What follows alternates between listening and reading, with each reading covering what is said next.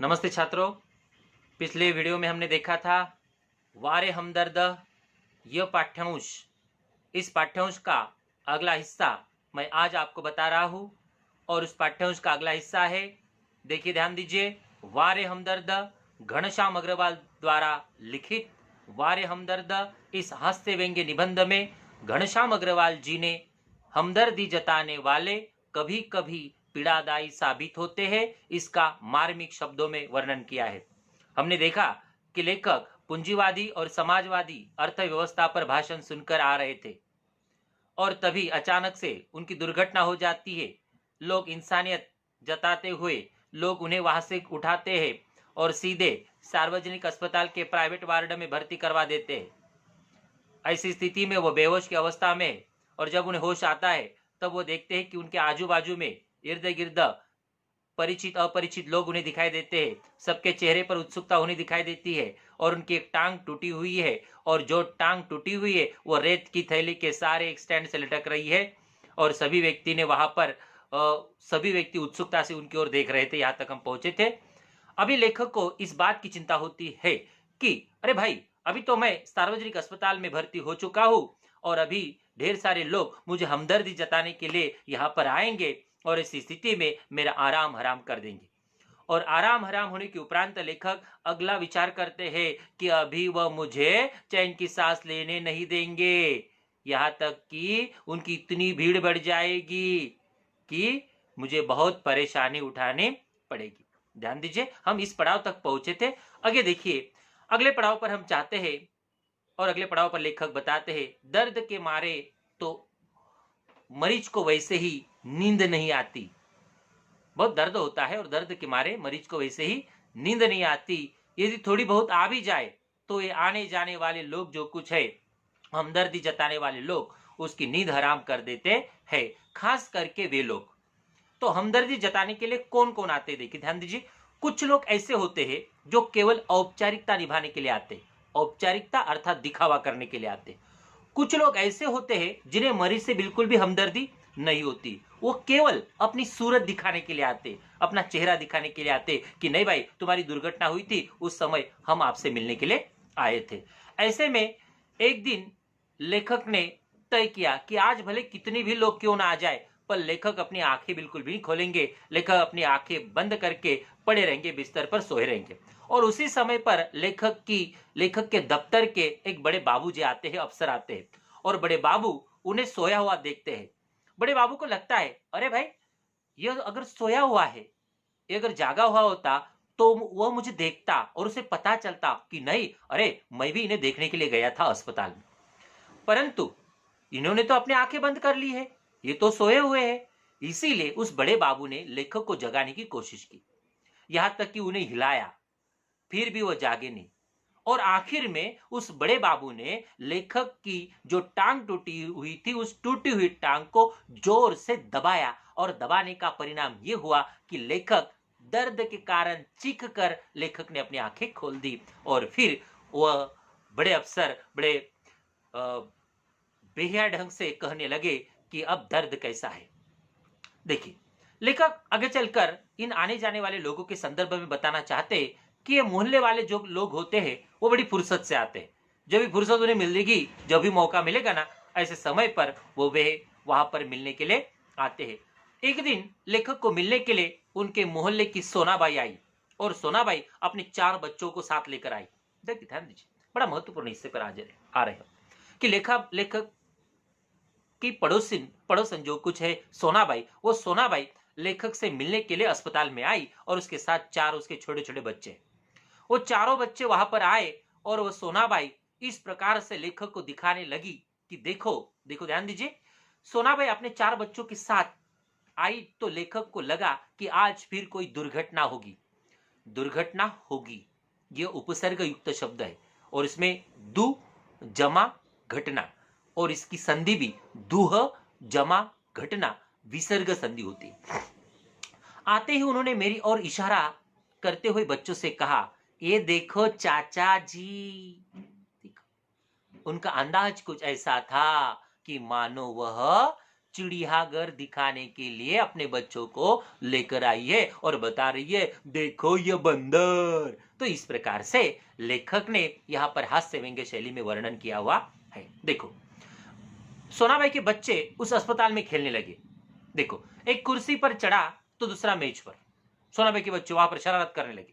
तो सोनाबाई के बच्चों ने कौन कौन सी शरारत की? देखो, एक कुर्सी पर चढ़ा और दूसरा किस पर? मेज पर चढ़ा। सोनाबाई की छोटी लड़की जो थी वो दवा की शीशी लेकर कथकली डांस करने लगी, नाचने लगी। वो देखो, दवा की शीशी लेकर, जो दवा डॉक्टर ने मरीज को खिलाने के लिए दी थी, उसी शीशी को लेकर सोनाबाई की लड़की डांस करने लगी। रफ रफ की आवाज ने लेखक का ध्यान खींचा तो सोनाबाई का छोटा सा लड़का जो कुछ था, वो छोटा लड़का जो लेखक की टांग स्टैंड के सहारे, रेत की थैली के सहारे लटक रही थी, उस रेत की थैली से वो बॉक्सिंग की प्रैक्टिस कर रहा था, छोटा बच्चा। तो इस प्रकार से सोनाबाई के चारों बच्चों ने बहुत शरारत की और इसी समय पर जो कथकली लड़की खेल रही, नाच रही थी, उस कथकली करने वाली लड़की के हाथ से दवा की शीशी टूट गई और टूटकर सारी दवा फर्श पर फैल गई। देखो, उस समय पर सोनाबाई ने एक पल अपनी लड़की को घूरा, गुस्से में देखा और गुस्से में देखने के बाद फिर हंसते हुए कहा, देखो क्या कहा, देखो, हाँ, दवा का गिरना शुभ होता है। सोनाबाई ने क्या कहा? दवा का गिरना शुभ होता है, दवा गई समझो बीमारी गई। तो सोनाबाई की यह मान्यता है कि दवा का गिरना शुभ होता है और दवा गिरी समझो बीमारी भी उसके साथ चली गई। इसके 2 घंटे बाद सोनाबाई गई और जाते समय यह कह कर गई, मैं फिर से आऊंगी। तब लेखक अंदर तक कांप उठे। कांप उठना, भयभीत होना। ठीक है बच्चों लोग, धन्यवाद। हम यहीं पर रुकते हैं। आगे मैं कुछ स्वाध्याय आपको बता रहा हूं, उसकी तैयारी आपको मेरे साथ करनी है। मैं अगले वीडियो में हमदर्दी वारे हमदर्द इस पाठ का अगला अंश लेकर आऊंगा। देखिए छात्रों, हम कुछ महत्वपूर्ण कठिन शब्दों का अर्थ देखते हैं। सूरत, चेहरा, औपचारिकता, दिखावा, हद, सीमा, औंधा, उल्टा, बेतुकी, जिसमें तुक ना हो, झोला, थैला।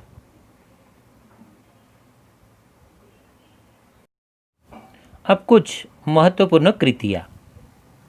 दर्द के मारे मरीज को यह नहीं आती, उत्तर के रूप में है नींद।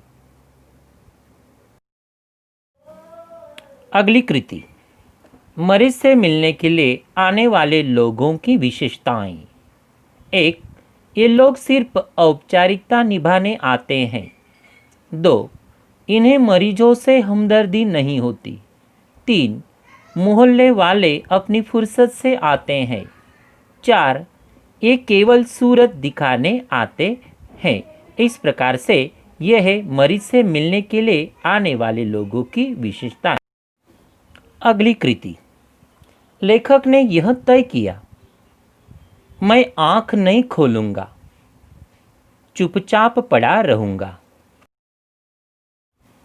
अगली कृति, टांग के टूटे हिस्से को जोर से दबाने का परिणाम। लेखक ने आंखें खोलना।